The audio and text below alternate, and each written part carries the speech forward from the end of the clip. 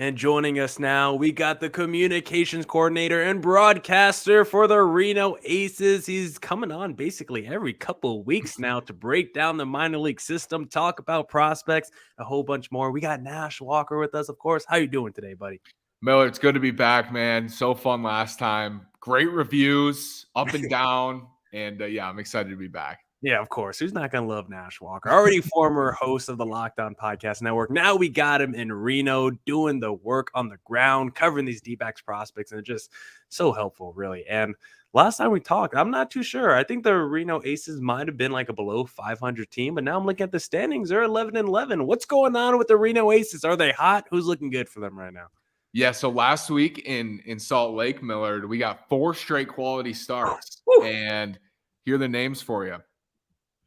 Tommy Henry. Okay, we like that. Blake Walston. All right. Brandon Pfaadt. All right. And Slade Ciccone. 4 straight quality starts. And then Tyler Gilbert comes out in game 2 on Saturday, struck out 6. Whoa. So the pitching was outstanding in Salt Lake. And that's a lineup with Joe Adell. You know, that's a lineup that has David Fletcher. That's a legit lineup. And they shut them down. And then Salt Lake went out last night. I think they scored 13. So it kind of shows like the Aces were pitching extremely well. And then Dominic Fletcher, David's brother, has been unreal for the last 2 weeks now. He's gotten it going out of the leadoff spot. So he's been great. And then Phillip Evans, Buddy Kennedy, Emmanuel Rivera got called up. So it sucks to lose him. I'm happy for him. But Phillip Evans and Buddy Kennedy and Dominic at the top of the order are just unbelievable right now. They're so locked in. Phillip Evans is 26 for his last 52 or something insane. So he's just been automatic. But yeah, they're pitching extremely well. The bullpen has been mostly good. Last night was rough, but today was much better. They won 13-4 today, and Pfaadt was good again. So it's just the pitching and Dominic Fletcher out of the leadoff spot, I would say, are the 2 things that have changed most from 2 weeks ago. Yeah, it's just tough for me to get excited about Phillip Evans just because you click on his profile and you see that age 30 right next to him. And you're like, all right. I mean, he's 30 years old killing minor league pitching. I hope he would be able to do that at this stage of his career, you know? And I imagine as a broadcaster, you guys just pound that Dominic and David Fletcher story over and over on the broadcast, bringing up that they're brothers. But, for sure. You mentioned that rotation. I mean, we've had some rotation news over here on the major league level with the D-backs, DFAing Madison Bumgarner. He's gone. They're paying him to go away. So now that opens up a rotation spot. And I guess I'll start with Tommy Henry, who just had a good start most recently for you guys. Just made a start with the D-backs. He was, a little shaky. All right. But what do you like about Tommy Henry? What can we expect from him going forward? I mean, we already got one taste and one start, but when you view him as a major league player, what do you think his ceiling is? Do you think of him as a real long-term piece in the rotation? Or do you see him as maybe a back-end rotation starter, more of a long reliever spot starter for a team? Well, I think for him, the key is just pounding the zone. And that's so simple to say for any starter, right? Any young starter. Mm-hmm. But I think for him specifically, when he's pounding the zone, it's a super uncomfortable at bat for anybody. And I think you saw that a little bit against the Royals the other night. And we've seen it in Reno many times. Many times. I know last year he did it. He's done it this year. When he's commanding the ball, he's not going to bump up in the mid 90s with his fastball. He's going to be, 92, 93 in that range. And that's okay. He's still an uncomfortable at bat. He can get in on righties. He's tough on lefties. I think Tommy Henry, has a mid-rotation ceiling. I think he has he's smart. He understands. I think he makes changes. He makes tweaks. He's good at that. And that's something that we kind of undervalue, I think, when you evaluate on the show, or I used to evaluate pitchers. It matters how they view pitching, how they adapt to new information. I think Tommy is somebody who I would bet on to have a major league career. Even if the stuff is not doesn't jump off the page, it's not premium level stuff. I think he has mid-rotation level upside. Yeah, because I like Tommy. I just don't know if I view him as someone that's going to be on the front lines of your rotation, right? I think he could have a major league career and be a pretty solid veteran for a long time. But I don't think he's someone that's changing the culture of your franchise or And that's and it's easier to get excited about guys who you think have that front line upside. Yeah. But I think for the D-backs, you got a superstar number 1 starter, in Zach Gallen. So for me, thinking about the Diamondbacks, it's very valuable to just pump out number 3s and number 4s, especially because they have Gallen. And they have Gallen, I think, 2 or 3 more years. Yeah. So you have Gallen, you can pump out number 3s, number 4s, and fill up the back of the rotation with guys who are going to give you a chance to win. And then you got Gallen every 5th day. And maybe one other guy comes out of there, and all of a sudden you got a great rotation. So I think it's valuable to have 3s and 4s. Like if you can pump as many as possible, you're going to have injuries, you're going to have things that happen. And having Gallen is like an ace in the hole every 5th day. So yeah, I think Tommy has that within him for sure. Yeah, and I haven't even talked about Gallen's start yet today, but just another fantastic start by Gallen so today. good. Another just looking insane out there. And honestly, I gotta do my little Cy Young tracker. Yeah, no question.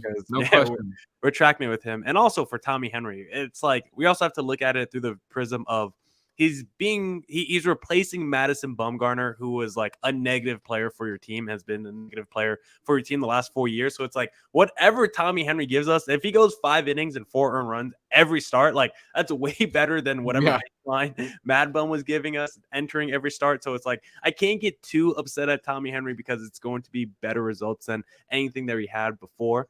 I'm just doing like a quick look up and down this roster right now for the Reno Aces, because last time I know we talked about Blaze Alexander and his stats are still looking phenomenal, but I only see 9 games played for him. Is he someone that's like bouncing up and down between AA and AAA? Like, why is he not getting more opportunity with the numbers that he's put up so far? No, so he broke his thumb, and actually he broke his thumb the day that we recorded. So I said, remember, he came out early, and I was like, oh, I hope he's okay. But he ended up breaking his thumb. It was not a head because he got hit in the head with a pitch, and it actually deflected off his thumb. So his thumb's broken, which sucks because he's so fun to watch. And, they've been at shortstop. It's been Jake Hager. Duzenak's gotten time at short. Diego Castillo started there today. Losing Blaze is a big hit for this lineup. They're still, I think they're 2nd in AAA and OPS as a lineup. Tomorrow they'll probably be number 1 because they scored 13 runs today. So they've been able to rally around losing him. But yeah, we don't know when he's going to be back. He's got a broken thumb, which that sucks. I mean, it's brutal for him, but he'll be back soon, hopefully. Yeah, because he was someone I was interested in spring training, and then seeing the stats that he's put up so far with the Reno Aces, I'm like, this guy, maybe he gets called up this year or next year. But one guy who is playing like he has a broken thumb is Seth Beer right now, whose numbers are not looking the best with the Reno Aces. And he's someone that I used to be really high on because he just raked at every level of the minor leagues. Hit a little small sample size with the D-backs when he first got called up, raked on the major league level. And then the very next season, you had Beer night. He had the walk-off. The first couple of weeks of the season, he was fantastic. And then he fell off after that for like the next 30 games. He's been sent down to the minors. And you look at his numbers this year, and he's just never been able to reclaim that form. And I just want to know, like, what's up with Seth Beer, because this is someone that, at least in the minor league level, you're like, this is a 300 hitter, 900 plus OPS guy. He just smashes minor league pitching, and he's not doing that anymore. And it just seems like he might have lost his confidence a little bit. So what do you see from Seth Beer at the plate of what's not working for him? Yeah, Kevin and I talk about how like his Clemson days, and he's a superstar college bat, up and down the minors, as you said. I actually didn't know that story that, he raked when he first came up with the Diamondbacks. I didn't know that. I touch on this a lot on the broadcast, and we did it again today. And every time it feels like Seth Beer gets a tough matchup. Like he continues to see lefties. The Aces have seen left-handed starters earlier in the season. They were seeing left-handed starters. It felt like almost every day. And he's just not going to hit in those matchups as much. He's not going to, and that's true of most left-handed hitters, unless your name's Yordan Alvarez. But he got tough matchups, and I do think like this is a slow start. He's hit the ball hard into outs as well. But yeah, like today, 8 of the 9 Aces had a hit today, and like 6 guys had multi-hits. Seth Beer was 0 for 5. It feels like the lineup around him is progressing, and we're still kind of waiting for him to get going. But like you said, the track record is outstanding. I would bet last year he was 3rd on the team in home runs. I think he was top 3 in runs driven in. OPS, you look, a solid number. I think he's going to be okay. I think he's not going to hit 150 all year. I think he's going to be fine. I think he's in a tough spot right now. He's seeing a lot of lefties, but I'm hopeful that soon he'll be back. And once he is, like once he's getting going again, this lineup is going to be just terrifying. I mean, for anybody. You never know who's going to be here. But I think with him, like once he gets going, like Dom Fletcher's gotten going, because Dom also got off to a slower start, it's going to be exciting. And I believe that he will sooner rather than later.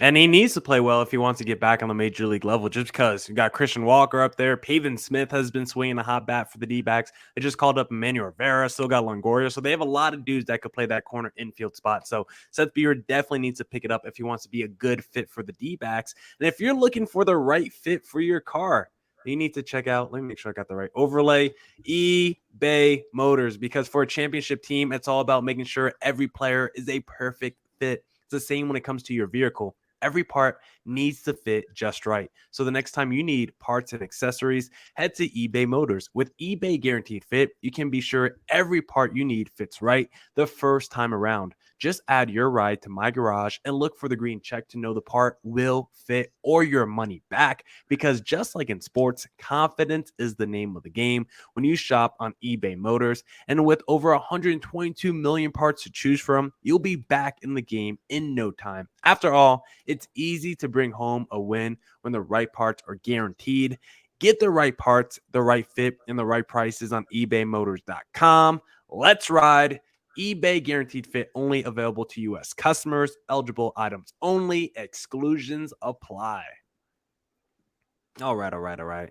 Let's get back into the podcast. And like I was talking about, no more Madison Bumgarner. Tommy Henry's the replacement right now. But there is one guy still with Reno who everyone wants to see get called up once we heard the Madison Bumgarner news. You already, of course, know who that is. Brandon Pfaadt. You just mentioned how he had a great start this week. And I remember the last time we talked, I was looking at his numbers. You're like, yeah, playing in Reno's tough. He had like a 5-something ERA. You're like, look, you can't look at the ERA. You just got to look at the names and see how they produce. But now I'm checking the stats again, Nash, and he's got like a 3.91 ERA. He's got like 30 strikeouts in 25 innings. How has this guy looked over the last couple of weeks since we last talked? Yeah, so good. And today's a good example of why you can't scout the stat line because, yes, he had 3 earned runs today, but there was a fly ball to left. I believe would have ended the inning. It was definitely an out, lost in the sun, and it got by Dominic Canzone, bounced off the wall, and a run scored. So there's one.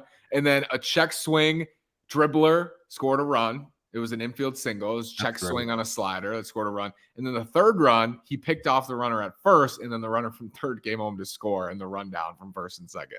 So those were his 3 earned runs today.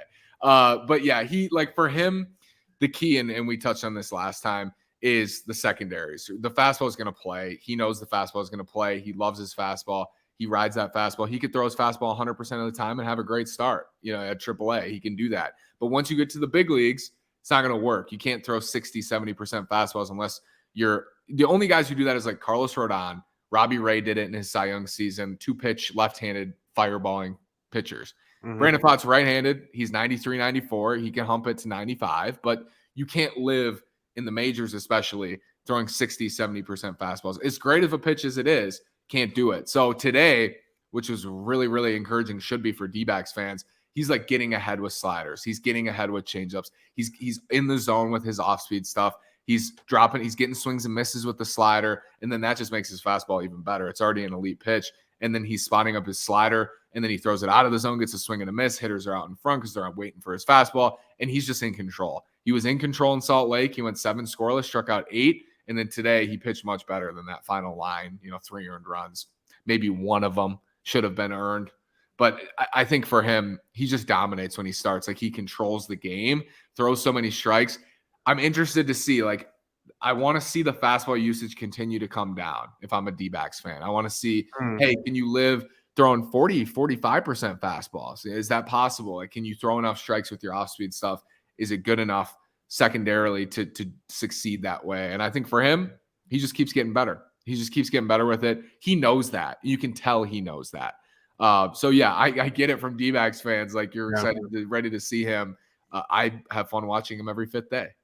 So would you think it's a little too premature to call him up right now? Would you keep him in the minor leagues and work on those secondary pitches a little bit longer? Because someone like Ryan Nelson, you could have said the same thing last year. He was really good in the 3 starts he had with the D-backs last year, but he was very fastball heavy. I think he threw over 70% of the pitches he threw were fastballs. He basically just had 2 pitches in his 3 starts last year. So in the offseason, that was something Brent Strom and him tried to really work on. You see this season, his fastball velo has been kind of shaky up and down. He's been working on those secondary pitches more, but he's just a little bit more inconsistent this year without his two go-to pitches. And we're trying to work and expand that arsenal, and he's still a work in progress, but you can still see those secondary pitches not as effective, and maybe his fastball is not as effective either as much because he's trying to work on those secondary pitches. So for a guy like Brandon Pfaadt, do you think he just needs to keep working on those secondary pitches in the minor leagues till you're at a point where you feel really comfortable and confident with him on the major league level? Or you're like, you know what? He's been so dominant in the minor leagues. Let's just throw him in the fire and make him make those adjustments on the big league level.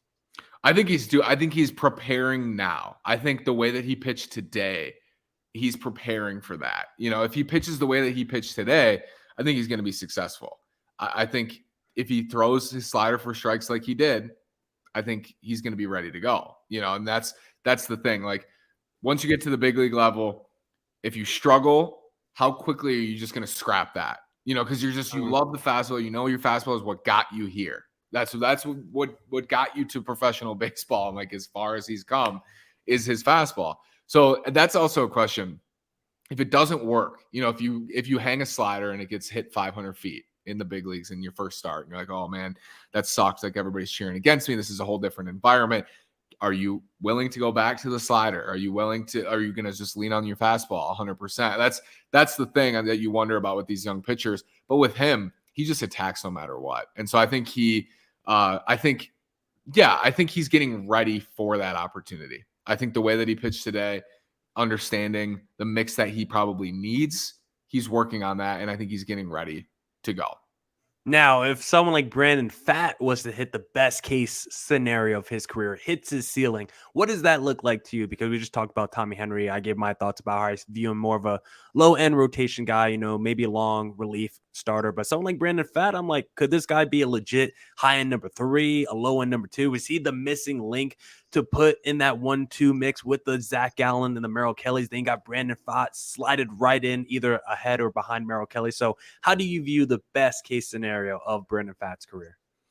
So I don't like the comps always, but I think somebody he reminds me of now, and I think the ceiling's not capped, but I'm going to use a twin. It's Joe Ryan, a young 25. I think he's 25, 26 now.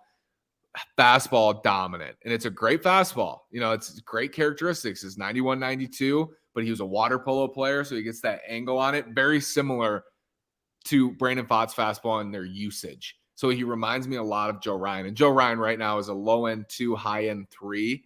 He's had a really nice start to the season. Mm-hmm. I think for Pfaadt, like, at his peak, he could be, if he could potentially add like a mile an hour on his fastball, that would be big. And I wouldn't put that past Brent Strom at all. And he's getting, Pfaadt's he's getting older, but I think there's still room for growth. If he's doing that, I think he's 94, 95 with a great fastball, cutting action. He can put it wherever he wants in the zone.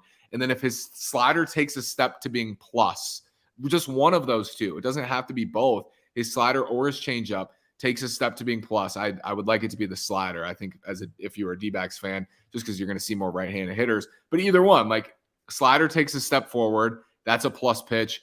Yes, I think he can be a frontline starter. That's the question though. Like, is this sit with the fastball? Can he get more velo? Is there something else he could do with the shape? And then if he can take one step further with the slider, make that a plus pitch, he's going to be a frontline starter. Today, I mean, he eats innings, man. Like, he just eats innings. He gets deep in, feels like every start he's in the 6th. Today he got into the 5th, and he was only at 80-something pitches. I think he could have gone out there, but it's early. So, but every time feels like he gets deep. So many strikeouts, he just racks them up. And he's a really good AAA pitcher who I think has the ability to be a frontline starter. And he's big too, isn't he? Like 6'2"? He's big, strong, works quick, throws strikes. He just pounds the zone. We've seen a lot of walks, Miller. A lot of walks, not with him. Like, he just pounds the zone. And that Joe Ryan does the same thing with his fastball, just fills the zone wherever you want to throw it. Pfaadt is the same way. Yeah, and Joe Ryan, that's a good comp. I mean, most people when they do comps, they pick out some like Hall of Famer. Oh, he could be Randy Johnson or something. Like where Joe Ryan's a very tame comp to use. So I think that one will definitely go over well with you. And Joe dominated the minors, destroyed the minors because of his fastball, and he was throwing his fastball a ton. And then he had to adjust, and he's adjusting this year. And I think the same thing for Pfaadt. How's he going to adjust to major league hitters being much better? That's the key. And I know everyone is just so excited to see Brandon Pfaadt. The day he gets called up will be super tantalizing for D-backs fans. But Nash Walker, before we head out today, where can the D-backs listeners find you on social media? Where can they listen to the broadcast, wherever? What do you want to plug? Yeah, so you can listen to the broadcast on Valley Live. I'm on all 9 innings for home games. I do play-by-play 4, 5, 6, and Pfaadt's usually pitching into those middle innings because he's a dog. But yeah, you can find me on Valley Live at NashWalker9 on Twitter. Yeah, and follow Miller too, for sure, for D-backs, whatever you're looking for. Yeah, appreciate you, Nash. Thanks for hopping on another week, and I'll talk to you next time, sir. Thanks, Miller. You're the man.